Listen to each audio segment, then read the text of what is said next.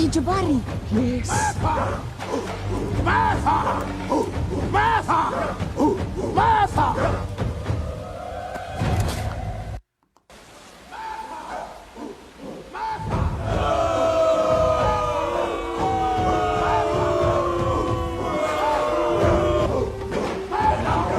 For the thousands in attendance and the millions watching around the world. Ladies and gentlemen, let's get ready to rumble!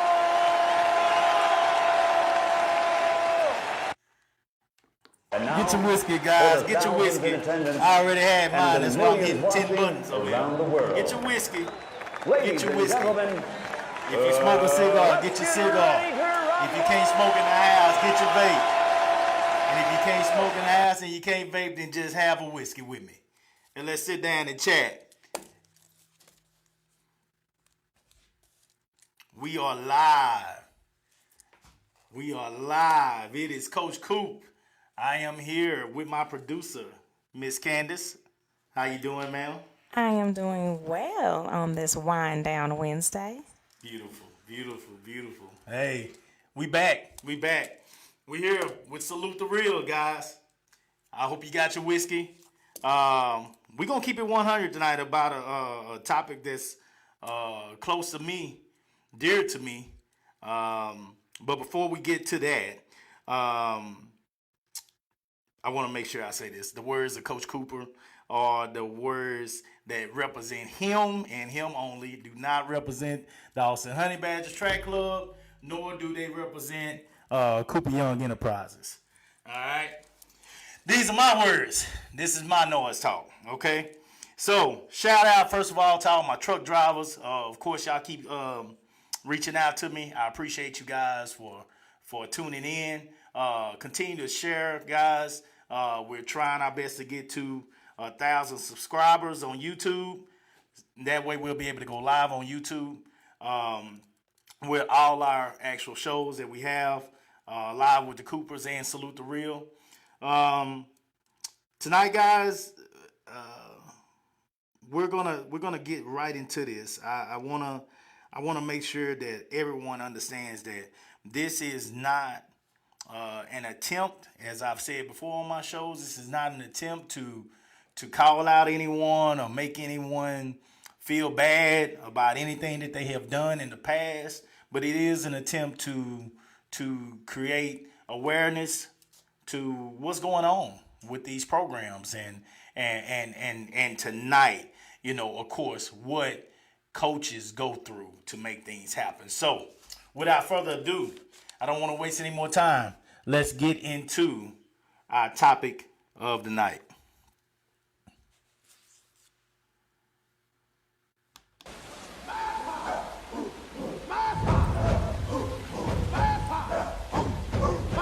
All right, guys, here we go. So, our topic of the night, a coach's sacrifice. A coach's sacrifice.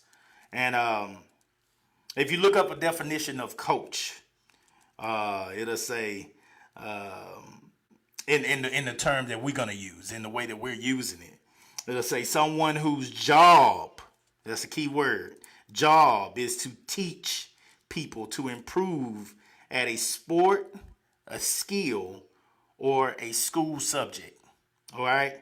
The key word I want you to listen to is job, because this is true for those that coach at a school or in a setup where they receive an understood stipend or check or some type of weekly, bi-weekly, monthly wage for said job. Okay?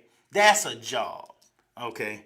What I'm referring to tonight, and shout out to all those coaches that coach at that level, at school, private coaches, in the private sector, all those type of coaches. Shout out to them, man.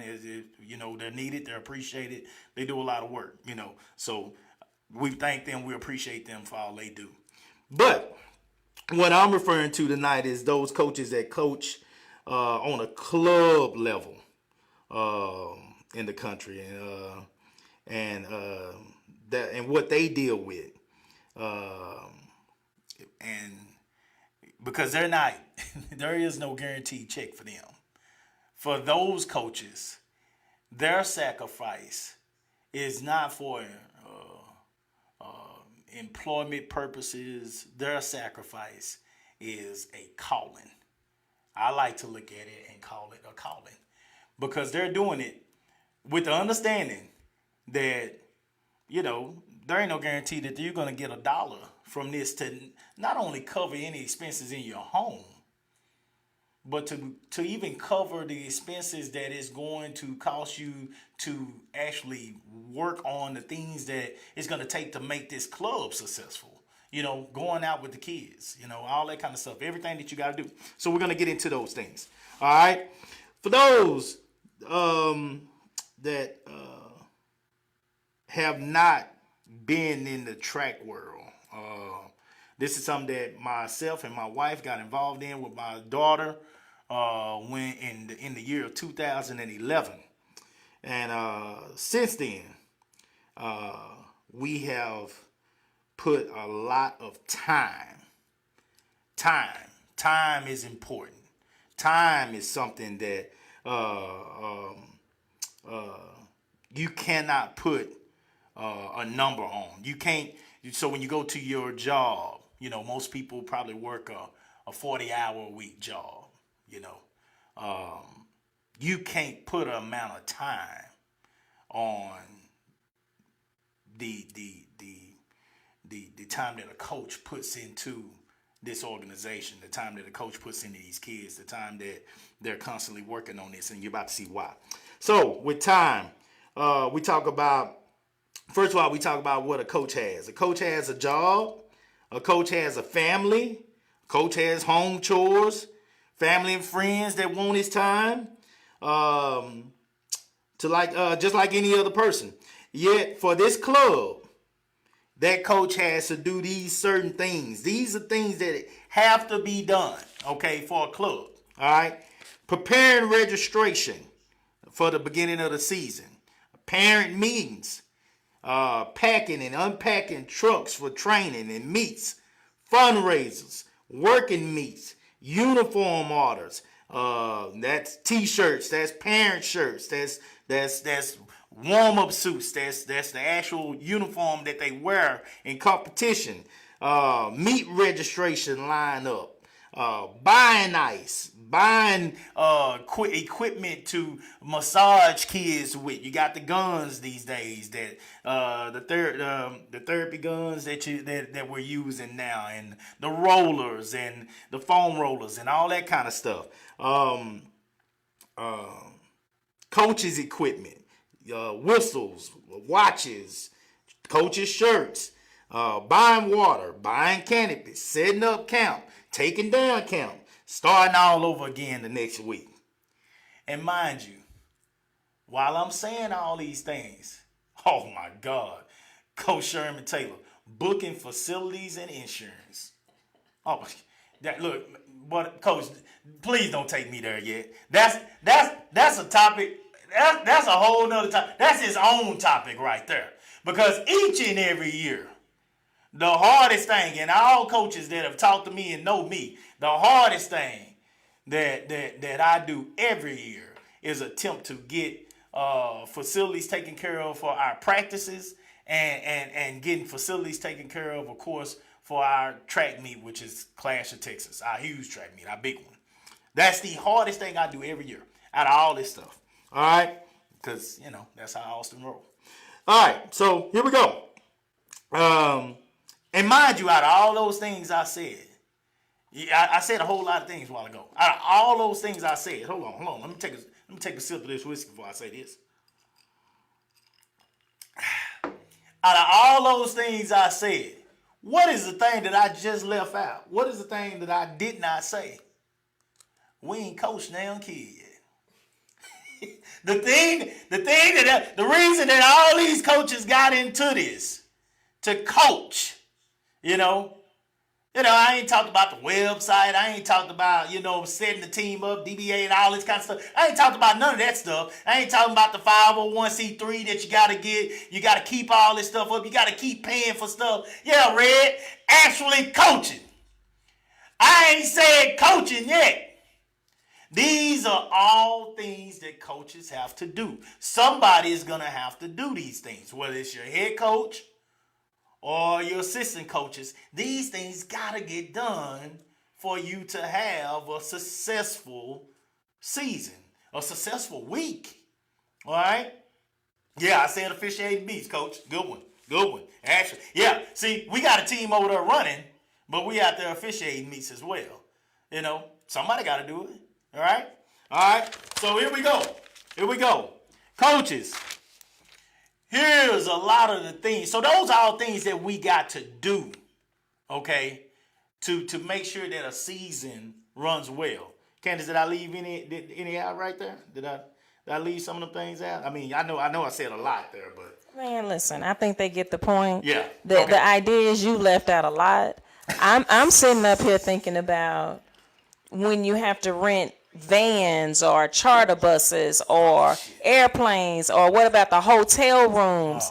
You haven't even, you just said It's so much. you haven't even coached the kid yet. But I'm talking about what happens when you have to travel. Yeah. It's so much.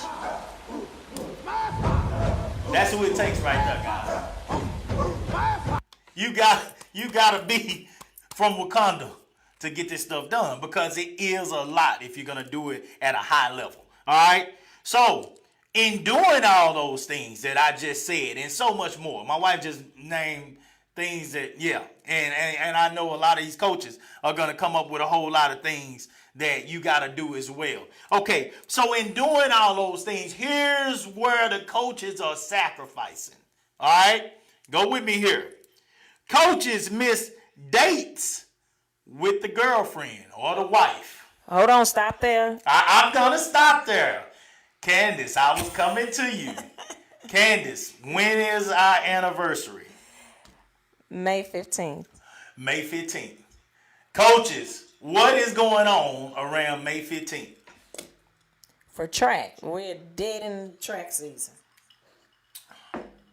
So how many times y'all think we've actually been able to celebrate our anniversary? Now, see, this is starting to trigger me. I know. I think it's... Come on, guys. Go with it, because I hear it every year, so I'm used to it. I'm going to hear it again tonight. So I want people to understand, Candace, just throw a number out there. How many times since we started this team do you think we actually stopped to celebrate our anniversary? Honestly, I can only think of one time. I can think of one off the top of my head. Yeah, well, we actually celebrated. Yeah. Or I left and... Yeah, like we actually left and had a good time, like one time. So that's a huge one right there. I started off with that one because that sacrifice is, you already know as a husband, boyfriend, you already know what you're going to deal with if you don't sacrifice whatever type of anniversary that y'all have coming up. If it was a boyfriend, maybe this is the day that y'all went on your first date, something like that. So whatever it is, you know that you're going to be dealing with some crap when you continue to miss your anniversary, okay? Or you're missing dates that you might have promised your wife or your girlfriend because, you know, you're not able to go out. You know, you got other things going with the kids. All right, so here we go. Miss events with the friends. Guys, I've had friends, close friends of mine. I love, you know, and the problem is people don't understand like the dedication that it takes to pull this off. These are friends that have supported me. These are friends that have donated to our team. They want me to come down. They want me to, you know, come kick it with them, come chill with them, come do these great things, you know, but that we used to do. But I don't have time for it anymore. I run 2 businesses, you know, and during track season, I mean, come on, man, get out of here. I don't have time to do anything. I mean, it's crazy. I don't have time to even get to my family. I got that one on here. You miss events with the family, you know, guys. My wife will tell you, my mom would let me move back in with her today if I wanted to. Candace, am I lying? Nope. Not at all. My mom would let me move back in with her right now if I wanted to. Now, of course, I'm not going to do that, but I'm just saying. My mom always wants me home. And she's going to cook, and she's going to... I'm missing that. I'm missing my mom's cooking because I'm down here running what I look at as a calling, running this team, you know, for these kids, you know. And so you're missing events with friends. You're missing events with family. Use all your sick days at work. I mean, coaches done use a lot of their vacation and sick days to go on district, regionals, Junior Olympics, Florida. This past season, we went down to Vegas, you know, to a championship down there. How many coaches use that? How many sick days coaches are you using? You know, that's a day of work. That's a day of pay. That's a day of pay that you're using. You know, people don't want to look at it that way when it comes to this. They can look at it like that when it comes to everything else, but they don't want to look at it like that when it comes to this. David Rogers, what was it he said? David Rogers said I used 120 hours last summer. Wow. 120 hours. Now, wow. David Rogers is a smart man. I'm going to assume David Rogers makes pretty good money. Let's just, somebody multiply 120, just say times 30. You know, I'm sure David probably make more than that, but just do it times 30. And add up how much money that is. Okay? When you add it up like that, and now I'm triggered about vacations. I know, coaches, I'm gonna really piss you off tonight. I'm probably gonna. That's why I say, hey, don't fret. Have your whiskey. Take your time. Have a whiskey. This is therapy, group therapy. It's group therapy, but it's gonna piss you off a little bit. It's gonna piss you off, and it need to. You know what? I've got people. Okay, hold on 1 second. Let's finish reading these. Hold on. Look here. You call college coaches for meetings. Okay? You're steady calling college coaches. You steady texting college coaches. I coach 3 weeks. That's 3 weeks total. David said 3 weeks total that he took off. You know, due to track season. No surprise to me. No surprise to me, David. Call college coaches. You're talking to college coaches. I'm texting them. I'm inboxing them all the time. I wear the shit out of them coaches. I really do, because I've almost got to the point where I promised my kids that if they hang in here with me, you know, I'm gonna, and they're dedicated to this, I'm gonna find them something. I'm gonna find them a school. I'm gonna find them a tad bit of money. I almost got to that point. They might not like where I go, and they might find their own, but I'm gonna have something ready for them as well. And with that, you know, I want to be true to my word. If they hang in here with me, if they spend all these years with me, I want to help them get some help when it comes to paying for their school. So that's something that you're doing all the time as a coach. Going to meets to see these kids, not just the meets when they're wearing your uniform. You're going to meets when they're running for the school, you know. And you all up at the school, and a lot of time the coaches don't want you at the school because they feel like you up there trying to run things. And I've been told that Coop want to run all the Manor. I've been told Coop don't want to run no Manor. Shit, I just come to see my kids. I don't want to run nothing. All right. What we got with Brian? What is Brian saying, Candace? He's putting on there the definition of a coach. He says that, let me unmute myself so I can read his comment. The definition of a coach, a dedicated and passionate person who mentors one to unlock their full potential through encouragement. Also, educator, leader, inspiration, cheerleader. Yeah, that sounds a lot better than mine, Brian. I looked it up. That sounds a lot better than mine.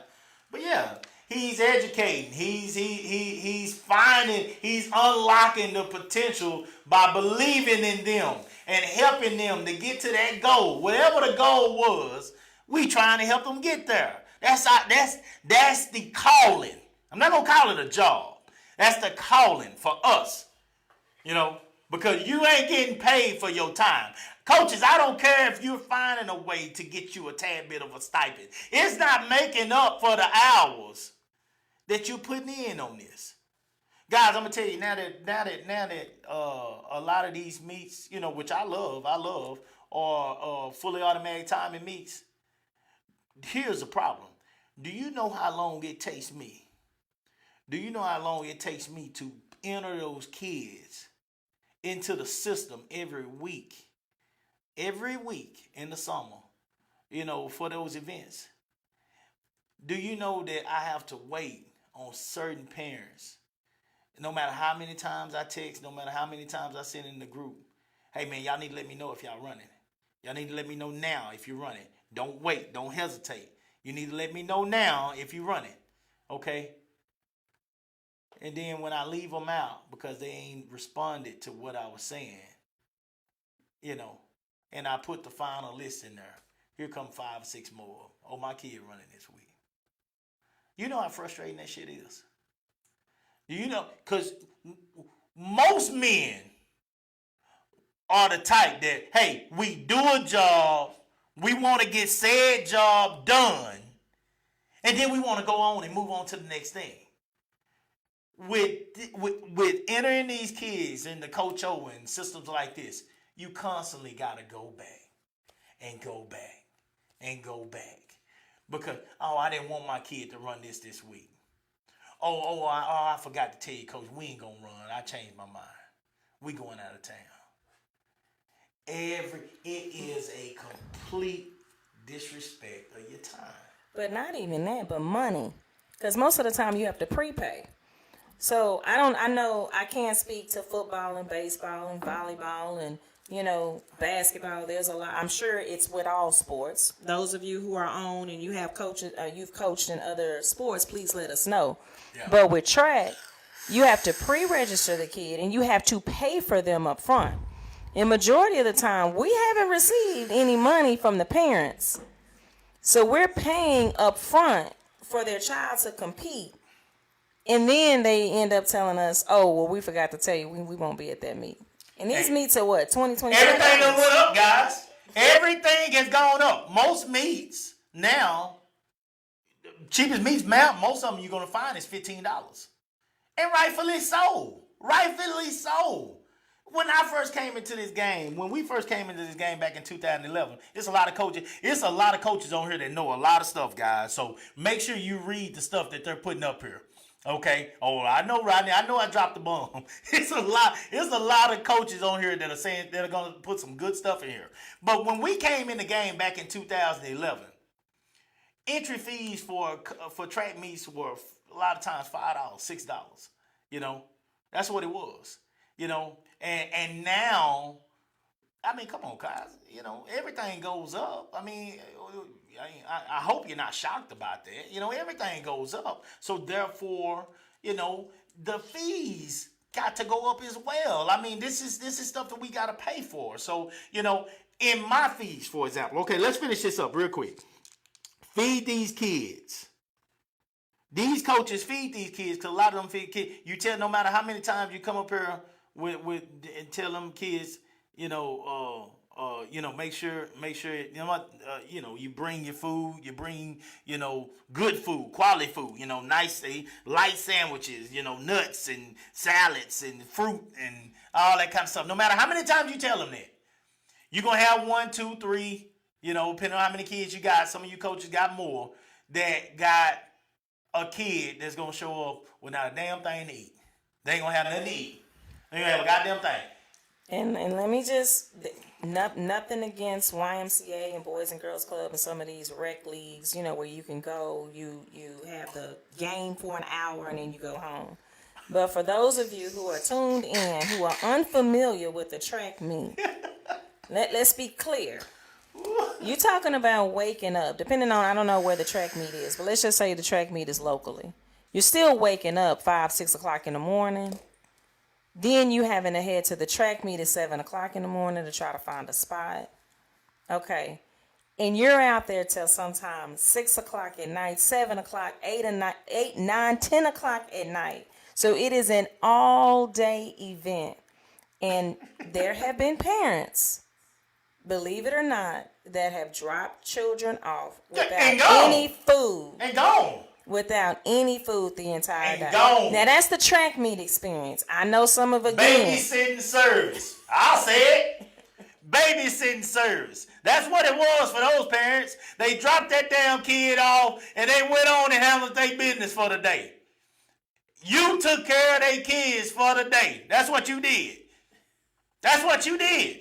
They dropped them off. And all that was in your registration fee at the beginning of the season. Shit. You can't, man, dude, look here, man. And this is why when those parents get to talking about, well, I do this, I do this, I do this, I do this. Guys, this money is not just about your kid. This money is about everything that the club is responsible for. Groceries have to be alive. And let me talk about these groceries. Have y'all been to the grocery store lately? Y'all groceries are high. Man, come on, boy. If you buying fruit, boy, you about to. Ben Frank's about to go like $10 bills. It's nothing. It is nothing. You get to buying that fruit. What he say? If you feed, David Rogers say if you don't feed them, they'll be eating a turkey leg by 9:30. Hey man, nachos. And he ain't gonna go out there and have to run. Y'all get credit for that. That's facts. That's facts. And guess what else it is? Trash. It's trash. It's trash. How do you? It's all day, y'all motherfucking day. And we're in Texas. It's trash, guys, because your kid can't go out there and perform in Lone Star State and they a turkey leg. They can't do that. A sausage wrap. Then you put that grease on their stomach, they not going nowhere. They not doing nothing. You better go out there and run hard. How the hell can he do it? And he got a stomach full of grease. How can he do it? And here we go. Coach, I'm hungry. Now what the hell I'm going to do? Pull my damn wallet out. I'm going to try to find something for him, or I'm going to go around and beg somebody for a sandwich. Or one of my coaches going to give them their food. I saw Anitra come over here. They eating all my food up. Somebody on that team is going to try to find their kids something to eat. Okay? That's another task. Going to the schools for these kids.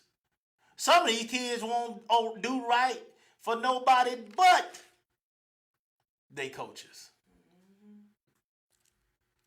That's the village part of it, guys. That's part of the village as well. Feed them, but also going to the schools. If I tell my parents all the time. I've told several of them. You know, a lot of them don't want to call me because they already know if I come up to that school, I'm gonna set that shit off. I'm gonna set it off. You ain't gonna have to worry about him no more. I'm gonna set it off, okay? Because I tell my kids, you represent me now. You represent the Honey Badgers now. You represent us.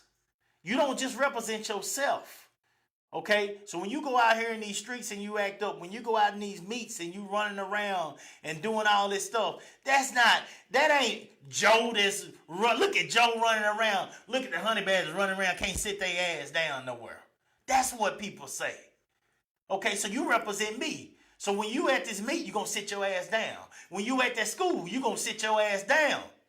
And you're going to do your work. If that teacher call, if I'm on your list, and that teacher call, and she say, you been up there acting a fool, madam, when can I come? When can I come? When can I come? What time do you have time for me? When is he in your class? That's what used to happen a lot. It don't happen as much no more. I think my parents got scared. A lot of parents, they feel like they want you, but they don't really want you. Once they see what you about. Because I walk up in that school and don't give a damn. But that kid is going. I bet you when I leave, I bet you gonna sit his butt down. And if he don't, he ain't gonna show up to my practice. Because if he do, I got something for him. All right? But that's what we're here for. You don't got to put your belt on him no more. I got something that's way worse than a whooping. I got something for him that if when it's all said and done, if you let me have my way, now this is real talk. If you really let me have my way with your child, because I ain't trying to hurt your child, I'm gonna treat your child like my own. But I promise you, especially if it's a boy, oh my God. If he up there acting a fool, I got you. What does Fisher say there? He's saying, hold on, let me unmute myself. Fisher is saying, say it again, Coop. That's why I hold coaches to a higher standard. They have an effect on kids like no other. Coaches change lives in ways that nobody else in this world can. Hey, Anitra, you know how to contact me. You know where I'm at. All you got to do is put me on this list and tell me when. And I'm in there. It's understood. You know that. I want to go back to one of the comments that Go was made by Coach, who was it? Cole. He said, sit at the meet all day, half dehydrating ourselves, ankles swollen, borderline health hazard. Now, let me tell you something about that. God. We have had to invest in God. compression socks at the age, and we were in our 30s, and we're walking around the meet in compression socks. That dehydration, experienced it every summer. Every summer. That summer, you remember you saw stars I saw stars. in New Orleans. I done seen it start the last time that Nationals was in New Orleans, 2011. I literally saw stars. I thought it was over. And I was young then. You got to think 2011. That was how many years ago? 12 years ago. I was young then. I saw stars then. I thought it was over. Every summer, we in Texas though. Every summer, guys, it's like this little old Hispanic guy you say out there talk. It's a lot of hot. Every single summer, and we out there in it for them kids. All right. So yes, we are dehydrated. We are not taking care of ourselves, walking up and down them hot ass bleachers or walking up and down that turf. Chasing these kids. Out there supporting them kids. All right. So here we go. What is Miss Kaylee saying there? Yeah, let me read that. That's a good one. So you guys, Kaylee works in the schools, and she said I inboxed Austin Steelers track club one day because one of his kids was at school not representing him the right way. But ever since he attended practice that day, he has been a model student. Come on now. Shout out to the coach. Shout out to Austin Steelers track club. Shout out to you, coach. Shout out to you. Because that's what it takes. And that's who we are. All right? And I put it out here. I'm telling you who we are. Because I want you to hold me to it. We busy too. We got lives too. If I can't get to that school that day, you goddamn let me know. I promise you, I'm going to get to that school. I'm going to get to that school. Hold me to it. All right? But shout out to Coach. Shout out to Coach Barr.